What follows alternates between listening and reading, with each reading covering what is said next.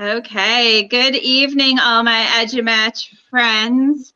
I am so super excited to be here for another one of our EduMatch book launches for Aubrey Bright in stories that, oh my gosh, stories that connect us. I can hear myself, and so I'm like listening, and it's so confusing. So I'm super excited about this launch. Mostly because one of my best friends in the whole world is one of the authors, and I have been able to meet and work with two others, absolutely amazing women. And so I'm really excited to have this launch tonight. And we already have a few people listening. Lewis from the NYC Google Innovators Group already piped in. He was in like an hour ago, just waiting. He wanted to be like that first person in line that was let in. So thank you so much, Lewis, for joining us. And so I'd like to just take a minute and have you guys introduce yourself to anybody who may not know you, and just give us a little bit of background information. I'll start. Hi, everyone. My name is Jennifer Casa-Todd. I am a teacher librarian, which is how I know Sahar. And I'm the author of the book Social Media as well. I've written a chapter in Mandy's book, The Fire Within, and a chapter in some other books as well. I am passionate about showing students and teachers how they can use social media in positive ways. I'm a Google certified innovator, so awesome to see New York City representing.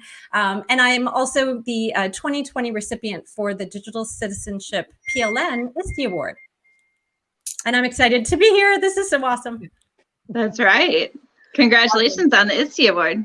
That's fantastic. Yeah. And Leigh, how about you? Yep. My name's Leigh Cassell. Jen and I met, I think, probably a decade ago, came together actually over conversations around digital citizenship. So it's really just so exciting that we're here together. I'm an educator by trade. I'm also an entrepreneur. I founded an organization called Digital Human Library, and we spend all of our time curating experts and digital content to support students in learning using simple and easily available technology. So the whole purpose of Digital Human Library is really supporting students around relationship building and connection. So our story really fits with the work that Jen and I do. I'm really happy to share that I was the recipient of, inaugural recipient actually, of the Ontario Teachers Federation Special Recognition Award for outstanding contributions to publicly funded education in the province. And that really speaks to the work that's done at Digital Human Library, which was a huge accomplishment this year. So really proud of that. Aside from that, I'm just happy to be here. I love spending my day and my time working in education to support students and learning. Sahar, how about you? Oh, okay, great. Hi, my name's Sahar Fermani. I'm currently a student, but I'm an aspiring artist. Honestly, the opportunity to work on this book was purely by chance. It's a dream come true. I'm really excited to be here. I'm still making my way in the world, so this is just a great opportunity. Nice. Oh, I just love you. Okay. I mean, I love you all, but you know. I love you, Sahar. We all love you, Sahar. Okay. So we're gonna start out talking a little bit about the book and digging into that. And so one of the first things I would like to ask is, how did you come up with the idea for Aubrey Bright? Sure. So, I've already alluded to the fact that Jen and I have talked about writing a book together for a number of years. And Jen's going to speak to how this, like that moment in time actually finally happened. We both share a passion for educational technology and the important role and value it plays in student learning, specifically the ways that we use technology to connect and develop digital citizenship and digital literacy skills. So our passion really became the foundational theme for our book. Jen? So then Sahar and I were driving to a graduation. I believe you were volunteering, right, Sahar? And we were talking about our life's dreams, and she shared that she had always imagine that one day she would illustrate a children's book. And I have to tell you that Sahar came into the library every day and drew the most beautiful doodles that were like inspiring art pieces. I remember her that bookmark contest. I don't know if you remember that, Sahar, but we were just blown away by her artistry. And then when she said she had always dreamed of illustrating a book, and I knew that Leigh and I had been speaking about doing this for years, I guess worlds collided. That was really the impetus for us beginning our journey together. It's been a long journey, but just so rewarding. And we were so grateful to have her on side. Yeah. That's amazing. I absolutely love that. And you know, it's not super often that our authors actually know our illustrators. We've had a few student illustrators kind of here and there, but it's definitely a unique situation. And it's just so amazing what they come up with. I mean, you can't tell the difference between the illustrators that have been working for years in some cases and the student illustrators, because they're just so talented. So, and Sahar, like in your case. So I'm super excited always to hear that we have student illustrators. But mostly, unless I was told, I would never know because they always look so professional and amazing. Well, the one thing that I do have to say is that Leigh and I both share a passion for amplifying student voice. We also co-founded something called the Global Education Student Chat. So just the fact that Sahar had this dream and we are all about student voice, it just made so much sense. And right? so I think what was unique to our situation too is that Sahar joined us in all of those early meetings to help, you know, create this character that is now Aubrey Bright and frame a story that you see today. And it evolved so many times over. But Sahar's voice and her ideas were instrumental in the creation of our book and especially the character. Yeah, absolutely. Okay, so we talk about Aubrey Bright and the stories that connect us. And why is the topic in Aubrey Bright so important? Well, it's important for a number of reasons. Jen and I both spend most waking moments working to educate children and teachers too, and in ways that help them explore topics like digital literacy and digital citizenship. And of course, the theme of our book, the power that technology has to connect us. Technology gives us access to powerful tools that we can create with and share that unique content. And we see an example of that in the story when Aubrey creates that digital story that she shares with Gramma. Technology also helps us develop digital citizenship skills. And in the story, you know, we were very intentional about a moment when Aubrey asks her mom to help her find Gramma's friend on the internet.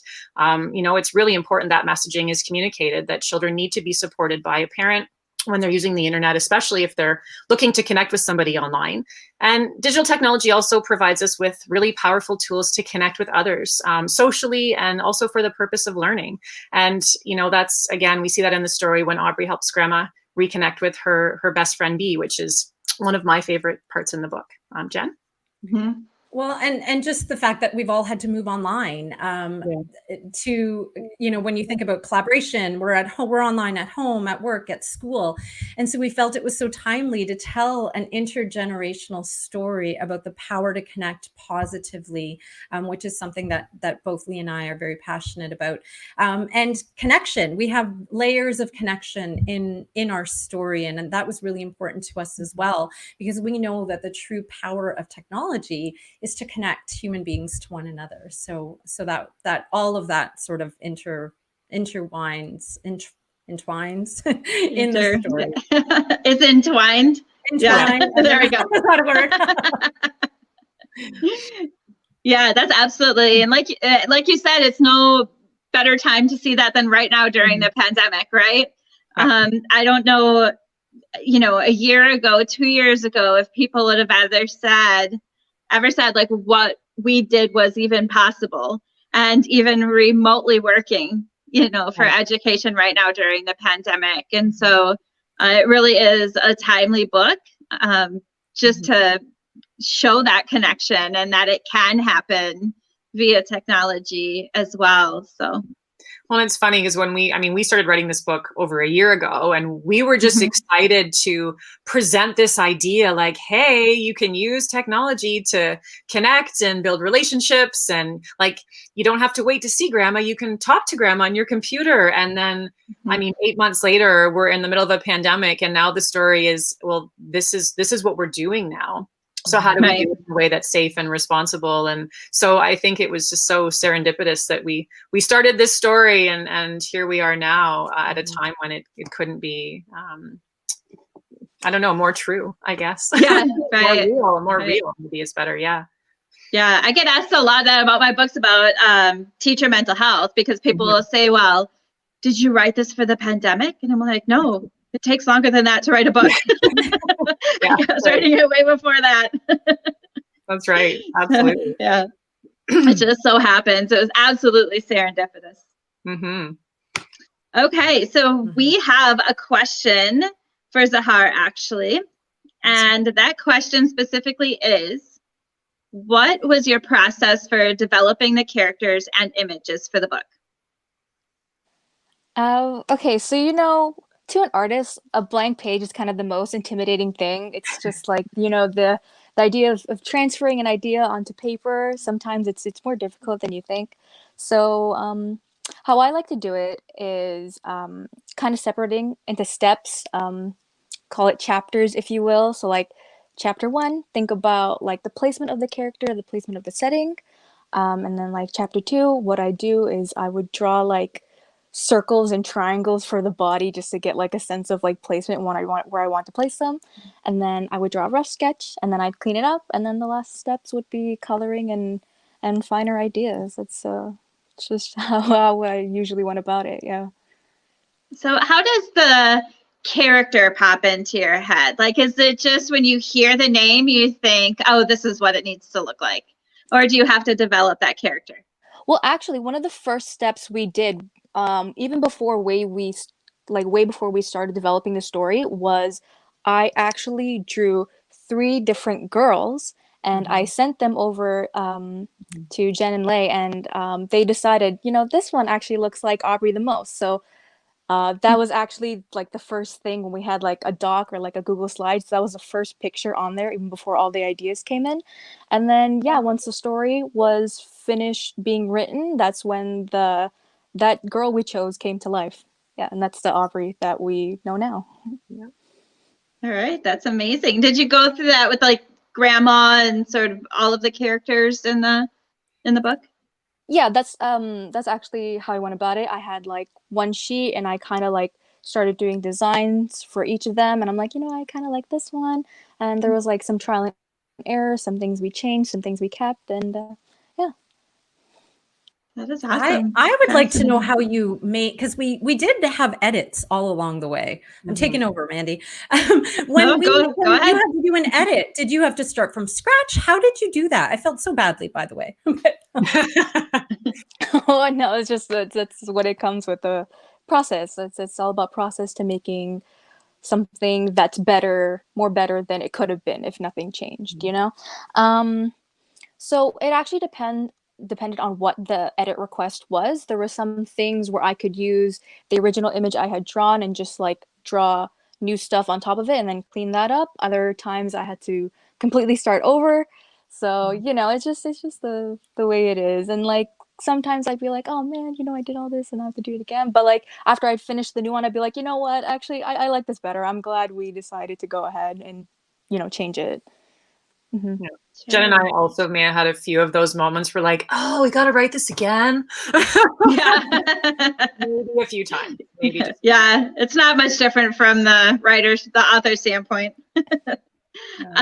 Now, do you do digital work, or do you actually use paints, markers, color pencils, that kind of medium? So yeah, we call it traditional mediums, where you draw from like life, or like digital, where you like use technology. It's a mix of both. Some pages I drew straight through digitally on a digital program. Some I drew on paper and then I transferred digitally. So it's just like what I felt more comfortable with, what I thought would like get me where I want to be kind of faster. So yeah, that's how it went. All right, that's fascinating. Thank you so much for talking to us about that. I Yeah, appreciate of it. course. Well, we're going to bring on our first guest here. She doesn't need to knock on the door because she's literally right in the house. So Hallie's in the house. We're going to bring her on. Here we go. So Hallie, why don't you tell us a little bit about who you are? Well, my name is Hallie Castle. I'm a 6th grade student at North Meadows Public School.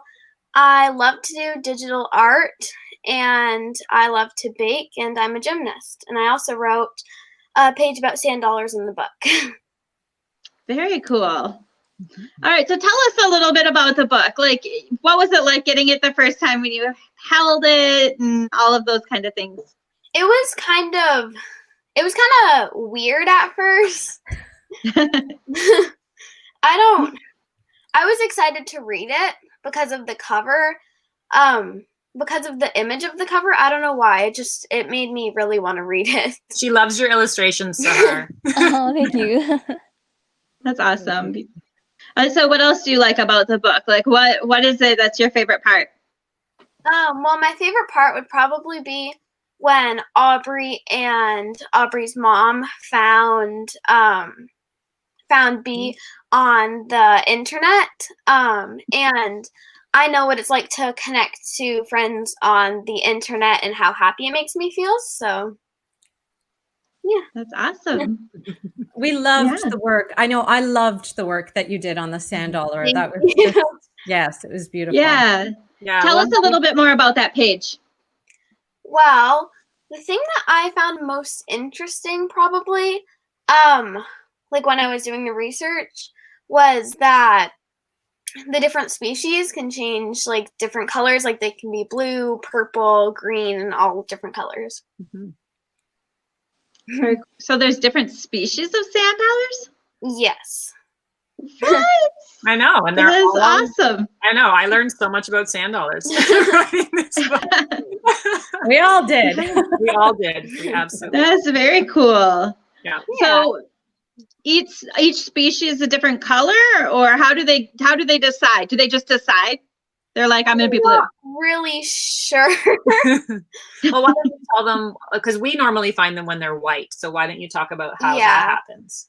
So when the sand dollars die and they wash up onto the shore, the sun like bleaches them, so they turn the color white.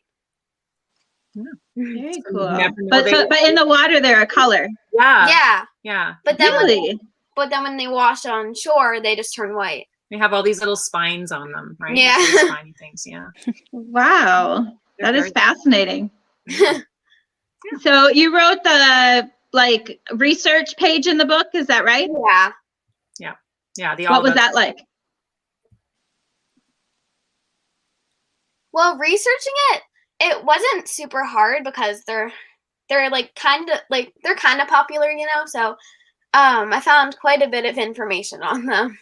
Yeah. But part of the work that we had to do was reading through different Yes. information and comparing and From this- different websites. Right. And this is part of that digital literacy piece too, right? That Hallie and I got to spend that time together, evaluating websites and determining whether, what we were reading was reliable by checking the source. And those are the kinds of, that's exactly the kind of conversation we want to spark with this book, right? It's kids working and doing things online, and the conversations around, what that means and what that looks like. And what role does an adult play?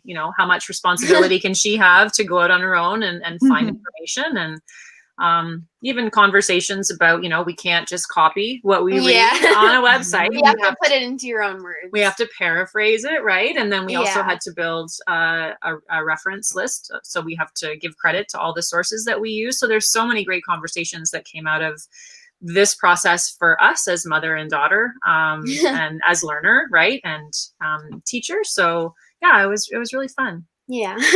Well, and what an authentic learning experience. Well, absolutely. It doesn't get more authentic than that. I know. And then we get to do this, and we get to do this, right? Like, there it is. You did this. Yeah.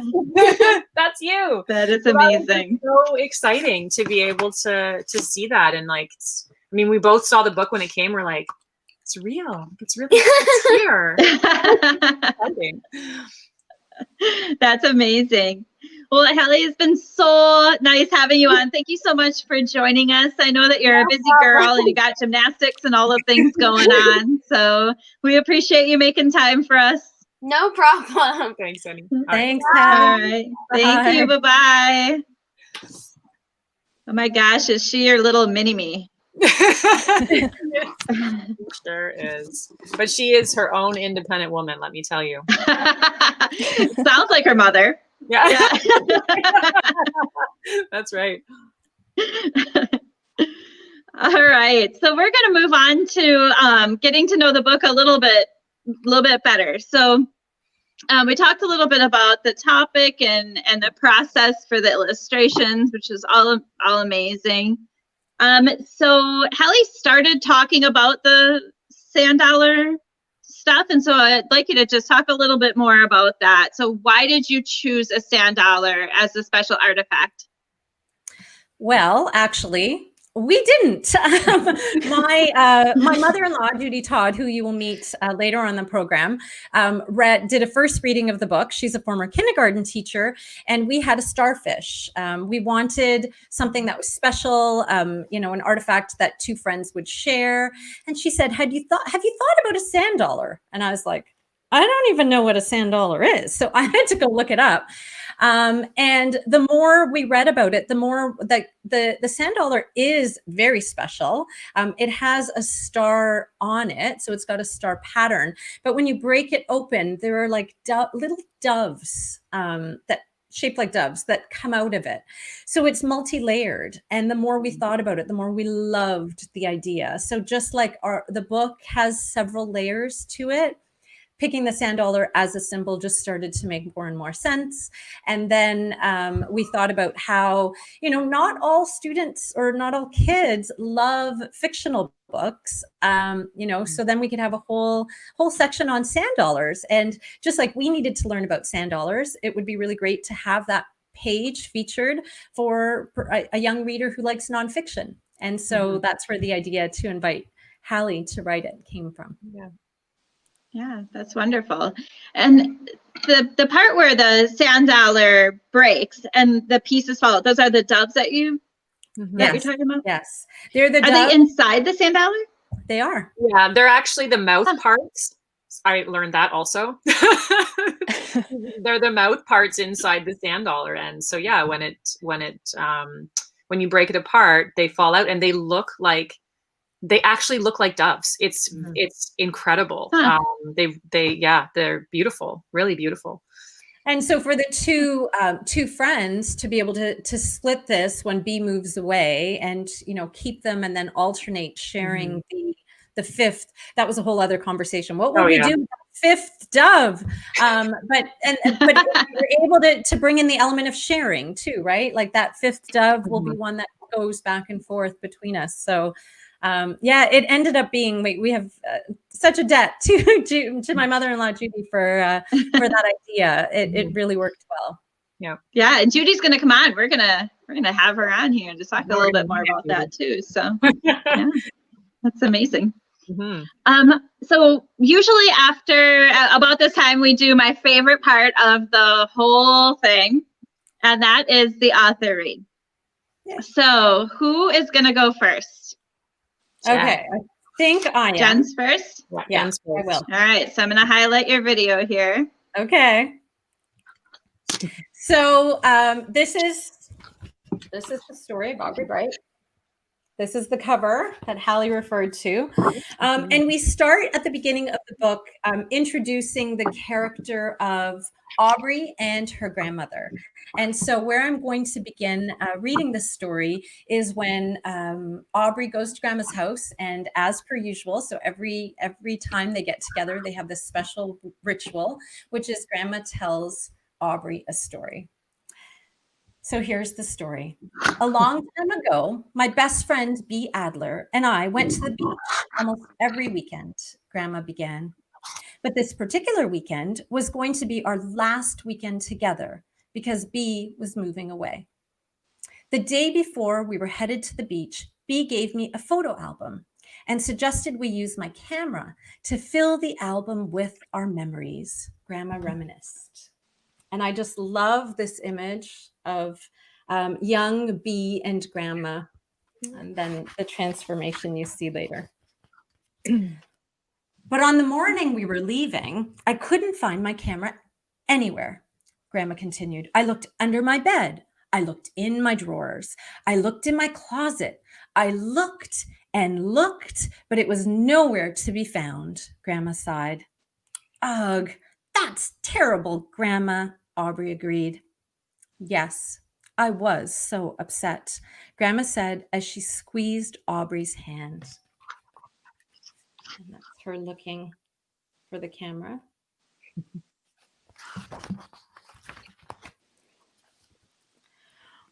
On the way to the beach, I remember feeling like I had let Bee down, Grandma admitted, but Bee reminded me that what matters most are the stories that connect us.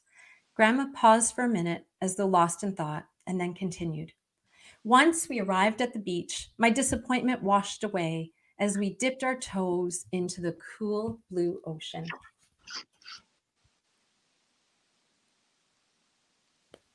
And I'll let Leigh continue. All right. Aubrey snuggled in closer as Grandma continued.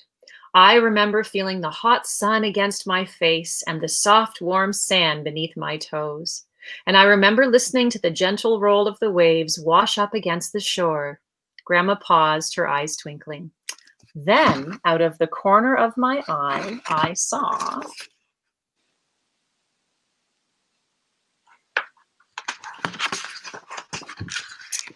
a sand dollar peeking out from under the sand, Grandma exclaimed. I squealed with delight, grabbed Bee's hand, and then we ran over to take a closer look. We had never seen one before. I'd never seen a sand dollar before either, Grandma, Aubrey said.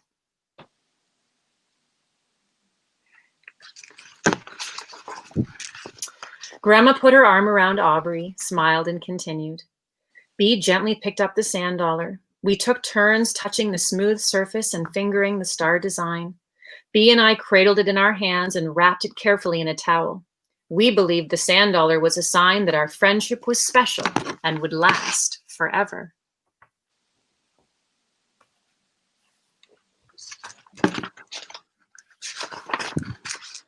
The next day before Bee left, Grandma explained, we had to make a very difficult decision about who would keep the sand dollar. Who got to keep it? Aubrey asked. Grandma laughed. We both did. We decided to break it in half. And imagine our surprise when 5 little dove-shaped pieces fluttered into my hands. Aubrey's eyes widened with curiosity. Since there were 5 doves, we agreed that we would each keep 2 and take turns caring for the 5th, mailing it back and forth to each other every year. As promised, we would cherish them forever.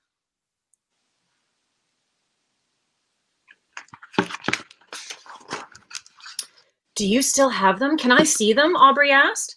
I sure do. Why don't you be a dear and go and find the small wooden box inside the top drawer of my dresser, Grandma replied. Aubrey retrieved the box and rushed back to her place next to Grandma. Aubrey was filled with wonder and curiosity as Grandma slowly opened the lid. Grandma, Aubrey gasped, they're so beautiful. And you have the 5th dove. Aubrey and Grandma sat in silence for a moment until Aubrey asked, whatever happened to Bee, Grandma? I've never heard you talk about her.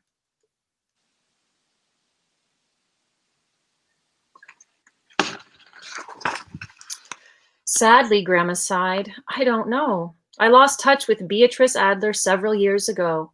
I do wonder if she still has her doves. Grandma's voice trailed off. But Grandma, if you miss her, why don't you look for her online? You could call her on your tablet like I taught you to do with me, Aubrey suggested. Grandma smiled. That sounds lovely, dear. Maybe someday.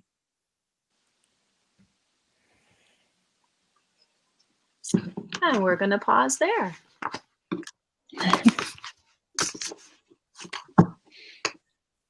I love that story. I love it so much. Me too.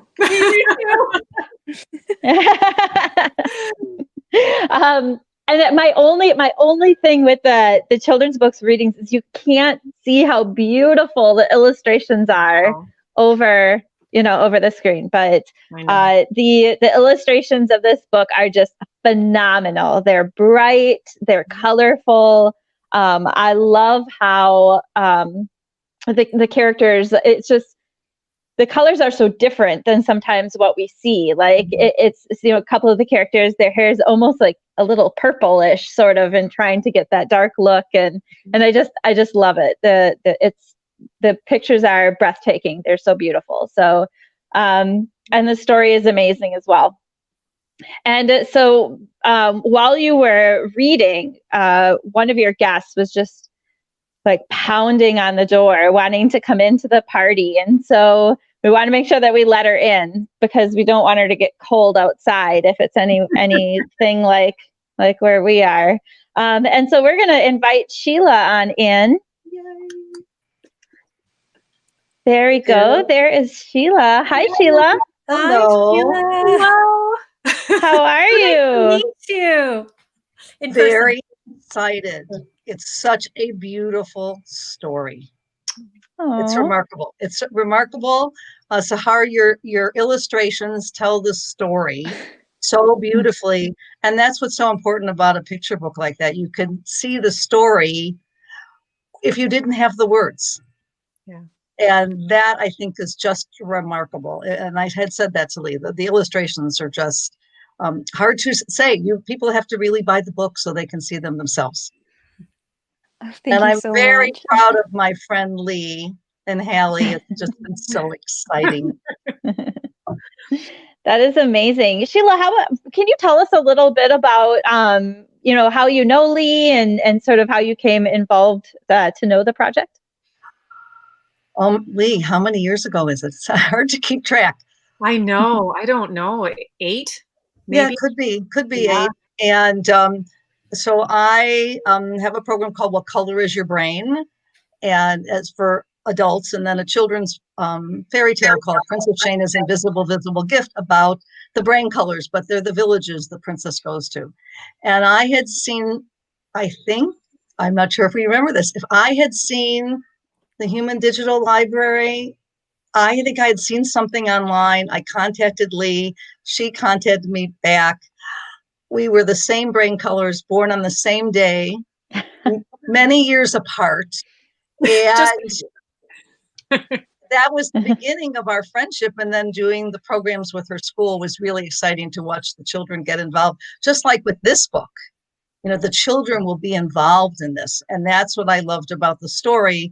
And being a grandmother and an educator, to me, the 3 generations and the illustration of the generations and Aubrey's mom. So you had 3 generations there and all working together, and Aubrey's friend and her mom and grandma. And it was very realistic. People can relate to it themselves. I think it's really important that you have that connection, a healthy connection through technology. And that's really wonderful, because there are other grandmothers who are not working the way I am, and they don't have a clue about technology. And they learn from their grandchildren. And this is a beautiful story to be able to get them all involved and do something like this together, and even do the research about the sand dollars and where do you live and how much time you spend together. It encourages conversation. It encourages activities. And I think that's the really lovely educational piece to this story, of course, written by Janet and Leigh. You've got 2 teachers doing this. Of course, it will be educationally helpful. And I think that's what makes a difference also. There's a purpose to this story. It's not just a sweet story that's beautifully illustrated. Yeah. One of the things that I really like about the book is that when there are conversations between Gramma and Aubrey, that they're very around the tech piece, they're very kind. As in, it's not like the grandma is saying, put that technology away, we're not using that today. It's not like that kind of a conversation. It's just, it's just maybe one day I would be able to learn to do that. Or she taught, Aubrey taught her grandma how to do it, and her grandma was open to something like that. And that it's very much a 2-way learning street between the 2, as far as Aubrey's teaching her things And Gramma is kindly accepting that and teaching her things as well. And I love that loving connection. Mm-hmm. I love the conversation. I love that it really is a stem for conversations. Yeah. And that's what will make this book so successful, because it's stories that connect us. Well, you're connecting in many ways. Mm-hmm. It's just not the technology. It's the beautiful illustrations. It's the experience that they have together. It's what we really want to teach our children and our grandchildren, to be able to communicate that way and develop really healthy, loving relationships around technology. Well, and technology is what allowed us, Sheila, to build the beautiful relationship that we have, right? With you living in the US and me here in Canada. And I mean, we've never actually met in person.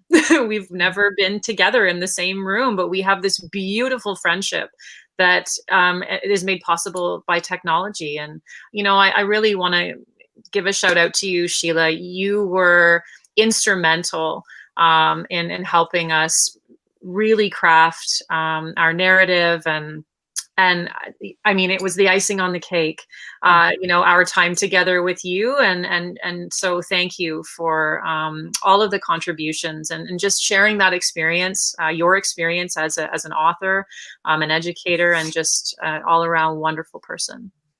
Thank you. You know, you just made my blue heart smile. I know. You're a rainbow girl. Well, so when you two finally meet in person, it's going to be one of those like hugging, blubbery, like, oh my gosh, I love you, and I'm just meeting you type things, right? Yep, yes, we're waiting for the border to open. Yeah. Oh yeah. That. Yes. I know that feeling. Yes. Yeah. Yeah. What I think is so interesting, and Sheila, I've never met you, and I can't wait to meet you. But even I would consider you, Mandy, and Leigh, two of my dearest friends, and both of those relationships started online. Yeah. I would say, you know, Sahara and I knew each other in person first, but not Mandy and Leigh. And so sometimes when we're so fearful maybe of technology, we forget how powerful those human connections really can be. Yeah. Yeah. It's so beautiful because it crosses borders. You can cross the border and do things with one another, like Leigh and I had done, that you can do that in relationships and build those relationships that are so beautiful. That's what the story is about, is building relationships and connecting people. And I'm looking forward to more of these books. Hey, we might be working on another one. Teams, that's great. What a good businesswoman. I think that's what's so engaging. You want to know more. Yeah. And I think because there is so much technology, giving young people this book that's so beautifully illustrated and tells a very complete story in a very simple way. It doesn't have to be complicated. Yeah. It's very simple, not simple-minded, but simple in how you can read so much into it yourself. It doesn't have to give you every single thing for you to enjoy the story. It allows you to use your imagination. It allows you to be on the beach. It allows you even to be in the room when grandma's sick. And it's so human about what happens to people that it crosses so many different levels of relationships.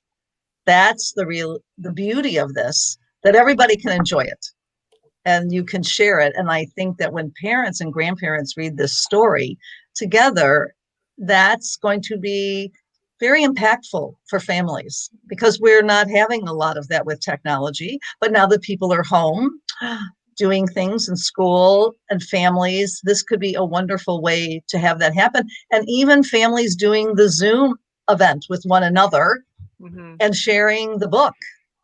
That's grand. I think it's just spectacular. They've covered every base. I couldn't imagine a better book. It's perfect.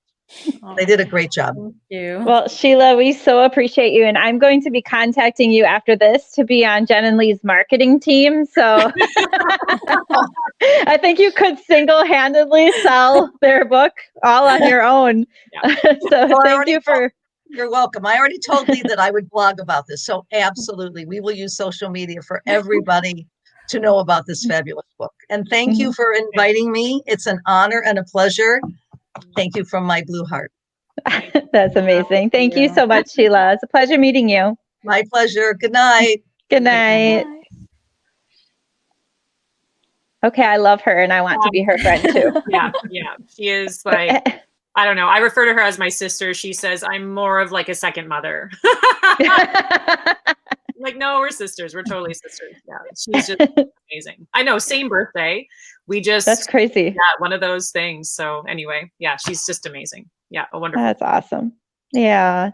And everything she said is just spot on, not only about all the kind things about the book, but we focus so hard on technology being used for teaching and learning, and or that brand new app, or how many times can we use Flipgrid for student answers, and we miss a lot that the greatest way to use technology is for building relationships. Yeah. Like I've used technology my whole career, being a teacher, tech integrator, and a tech director.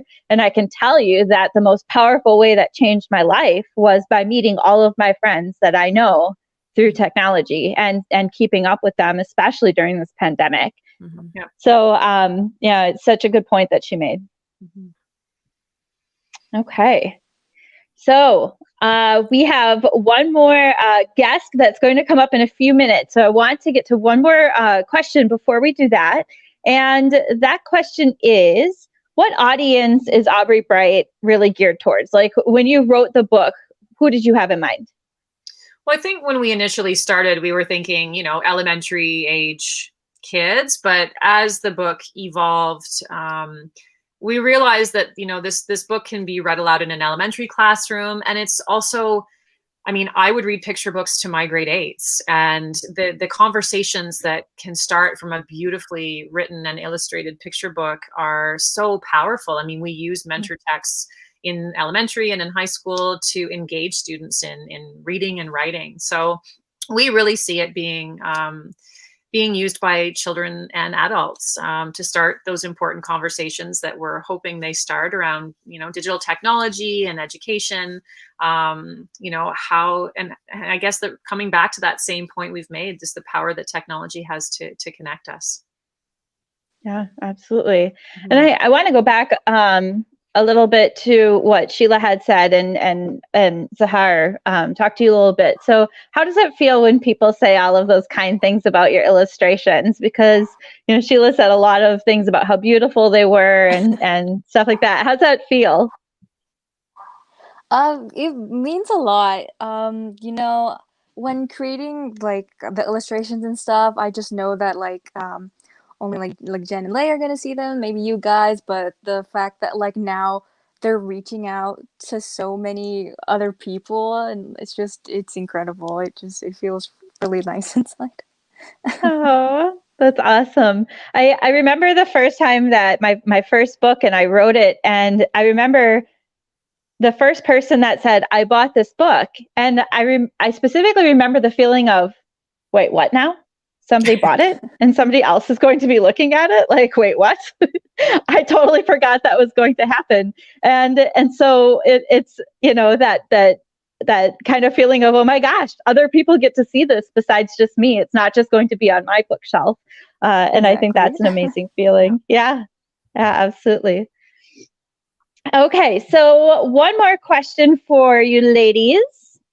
And this gets a little bit back to what you alluded to before. Are there any special projects or book plans in your future? Yes. yes. We have come to love Aubrey, and we feel like there are so many more stories that she can tell. We were just talking about the next book maybe being Aubrey Bright in the games we play, because we know that, there are so many kids that are connecting through video games, and we'd love to be able, we think that we can tell a multi-layered story about Aubrey Bright and introduce perhaps some other characters, maybe a brother. We really love Maya and Aubrey and their friendship, and we'd love to see that. We just can't let go. We want to continue writing a series for Aubrey Bright in a variety of different contexts that address what we're both passionate about, and that is digital citizenship, digital literacy, connecting with technology in a very contextual way, rather than a don't do this kind of way. Yeah. Well, and gaming gets a bad rap. And my son, as an example, comes home every day, and the first thing he does is he signs on to Roblox, and he immediately connects with his cousin who just lives in London, and they play together for 30 or 40 minutes, and the communication skills they're building, the collaboration, the problem solving, the critical thinking, not to mention the fact that when they're done, it's like, okay, I love you, Ty, like, love you, E, and like off they go, right? And it's like, oh, I could just that's so amazing. They're building worlds and developing all these digital literacy skills, like playing a video game. Like there's so much there to explore. And I think, Jen and I were making plans to go away probably like end of November to start writing this new book. And we're like, we should probably talk to Sahar. Make sure she we're deep. We're in it already. We're in it. Yeah. So, well, Sahar, what are you thinking? Of course. Are you in? Okay. No pressure. Of course, yes. Well, and we know what we're I would doing love. Yeah. I would love for Aubrey to have a brother who's adopted from Guatemala. That would be super helpful for me because my daughter's adopted from Guatemala, and there aren't many books about connections with families who are, not your birth family. So if you could that could be like your third book. If you could get on that, that would be fantastic when you're away as well. Zahar, are you okay with that? Yeah. Okay. Send the ideas. Hey, all about me for this one. Yeah. I'm hearing a lot more weekends away for us, Jen. This is what I'm getting. Yeah. Yeah. No and we doubt. could actually write a book while we're doing that, being away. make COVID go away. No doubt. No doubt. Okay. So I'm really excited about our next guest because I know her son. And so I think that her son is a fantastic guy. And so I'm really excited to bring her on. And so this is Miss Judy Todd. Hi, Mom. How are you, Judy? Hi there. I'm well, thank you. And you know one of my sons. I know one of them. Yes, that is true. How many do you have? Yeah. 2 sons, 2 daughters. 3 born in 1 year. Beat that. A big 3 year. born in 1 year? Yes. That's a whole other book in the making, too. Yeah, that's like a medical miracle. Yeah, it is. Yeah. And I wanted to say, before I forget, Sahar, the thing that I liked best about your illustrations, and this is the tiniest because I examine everything really closely, are the hands of the grandmother. And Diane Keaton would agree with this. You could hide a lot of things with Botox and other things, but you can't take these old hands and make them look young. And she did that really well. If you go and look at the book, the grandmother's hands are grandmother's hands. That's awesome. Really, that's awesome. And those details are so important too when you're reading because it makes it feel. Yeah, there we go. Can we see grandma's hands? Yeah, absolutely. Yeah.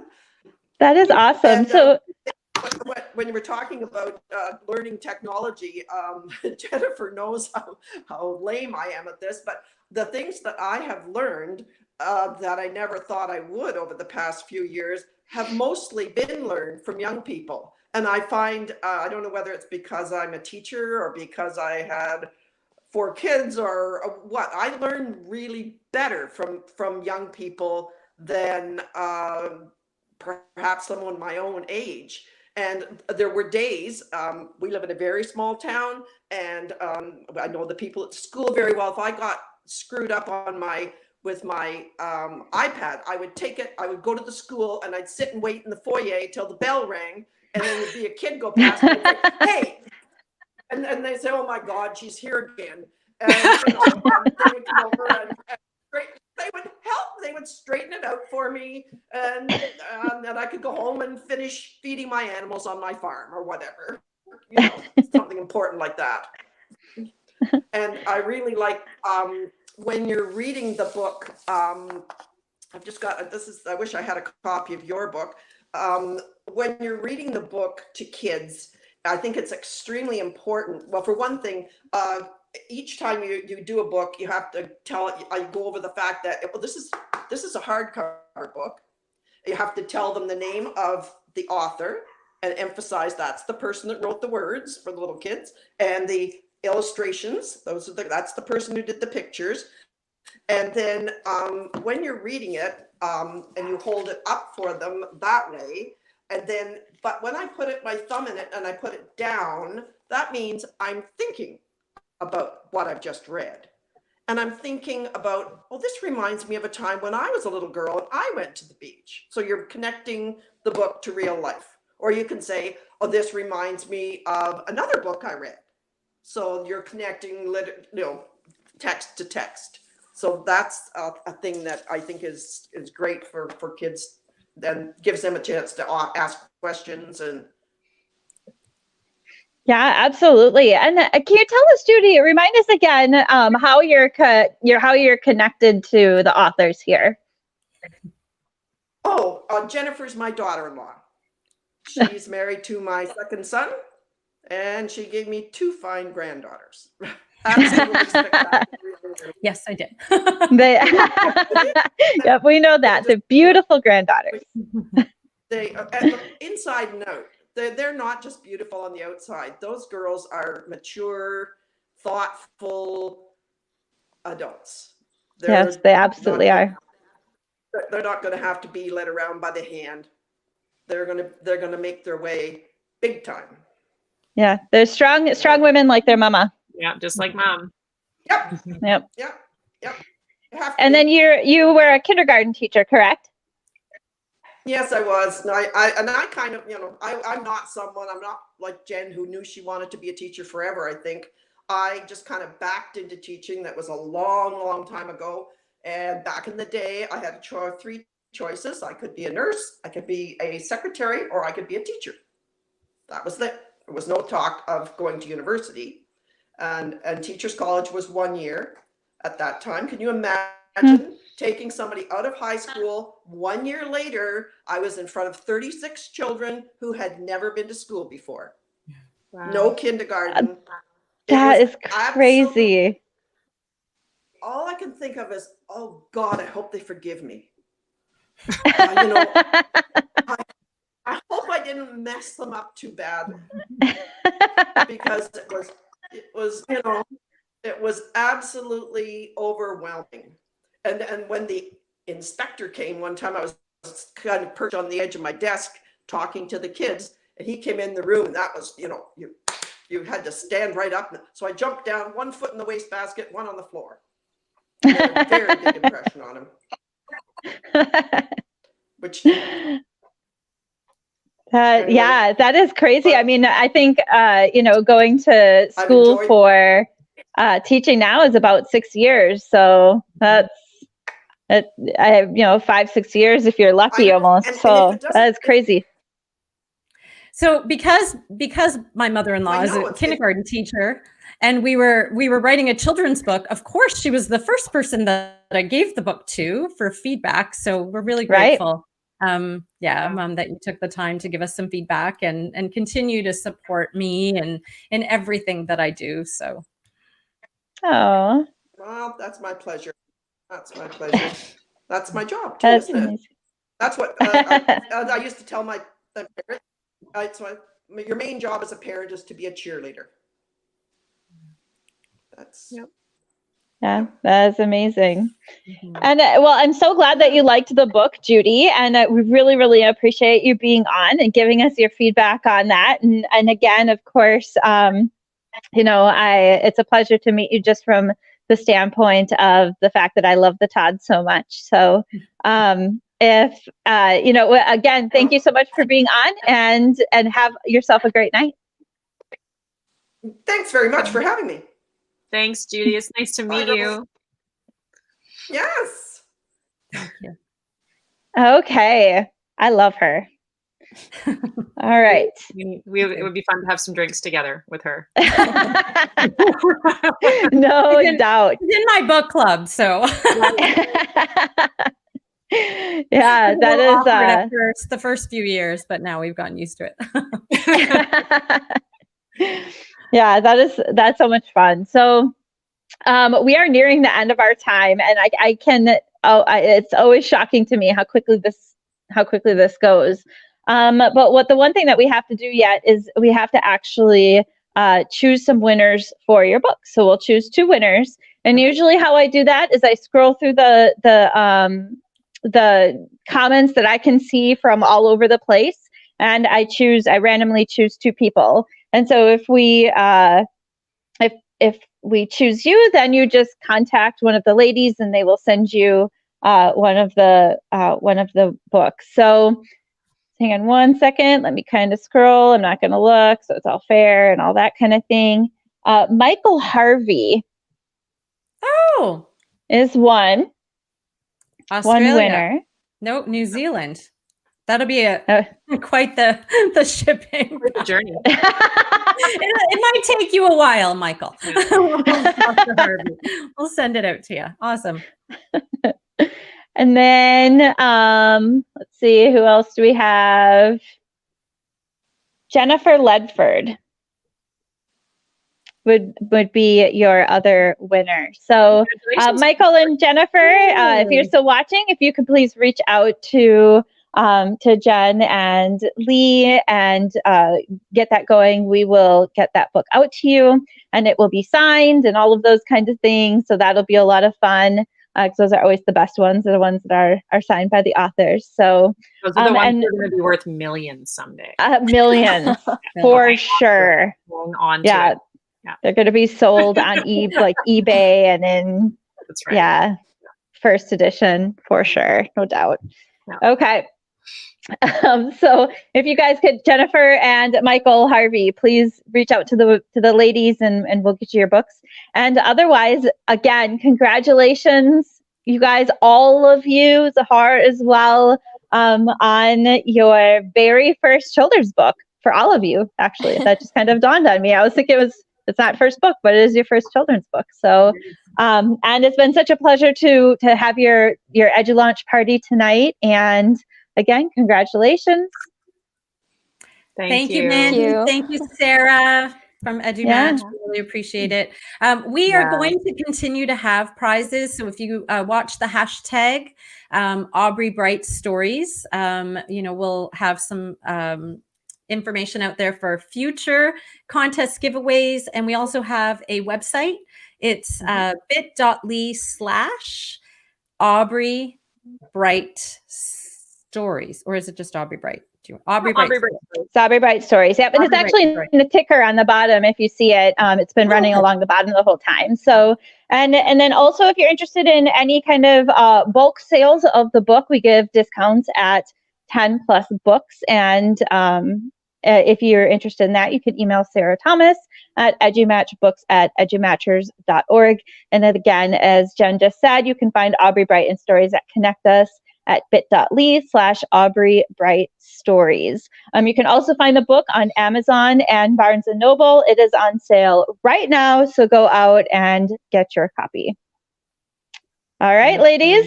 It was a pleasure having you on. Thank you so much. Well, likewise. Thank you so much. Sahar, so great to see you. Jen, we'll talk soon. Take care. Great to see all of you.